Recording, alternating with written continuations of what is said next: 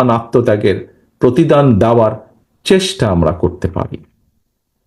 প্রিয় রাজনৈতিক সহকর্মী এবং ভাই বোনেরা, বাংলাদেশের ৫৪ বছরের ইতিহাসের সবচেয়ে দুটি গুরুত্বপূর্ণ অর্জন যদি আমরা এভাবে দেখি: ১, ১৯৭১ সাল ছিল বাংলাদেশের স্বাধীনতা অর্জনের। ২, ২০২৪ সাল ছিল দেশ এবং জনগণের স্বাধীনতা রক্ষার।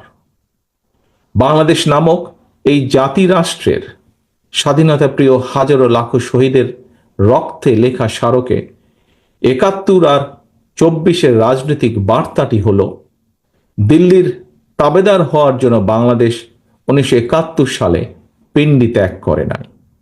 ১৯৭৫ সালের ৭ই নভেম্বরের দেশের সিপাহী জনতাও এই বার্তাটি দিয়েছিল।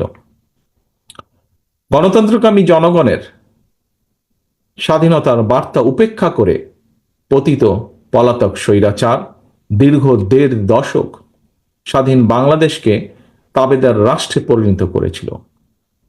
ভবিষ্যতে যাতে আর কেউ কখনো বাংলাদেশকে তাবেদার রাষ্ট্রে পরিণত করার দুঃসাহস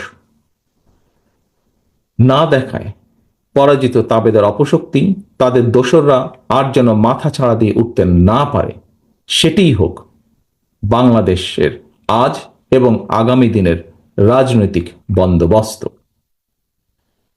প্রিয় উপস্থিতিবৃন্দ, প্রিয় রাজনৈতিক সহকর্মীবৃন্দ, দেশ এবং জনগণের স্বাধীনতা সুরক্ষিত এবং সুসংহত রাখতে হলে নাগরিকদের রাজনৈতিক এবং অর্থনৈতিক ক্ষমতা নিশ্চিত করাটাই হতে হবে প্রধান অগ্রাধিকার।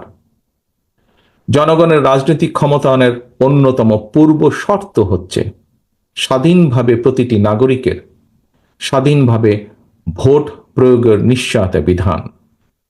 স্থানীয় সরকার থেকে জাতীয় সংসদ পর্যন্ত প্রতিটি স্তরে নাগরিকদের প্রত্যক্ষ ভোটে জনপ্রতিনিধি নির্বাচনের গণতান্ত্রিক রীতি প্রতিষ্ঠিত করা গেলে যারা জনপ্রতিনিধি হতে চান তাদেরকে নিশ্চিতভাবে জনগণের রায়ের মুখাপেক্ষী করে দেওয়া সম্ভব হবে। এই প্রক্রিয়ায় নাগরিকদের রাজনৈতিক ক্ষমতায়ন নিশ্চিত হতে থাকবে। ধীরে ধীরে জনপ্রতিনিধিরা জনগণের কাছে জবাবদিহিতা করতে বাধ্য হবেন।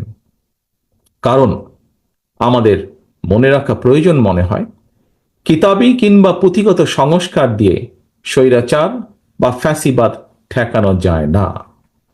সংবিধান বা আইন না মানের কারণেই মানুষ ফ্যাসিবাদী হয়ে ওঠে।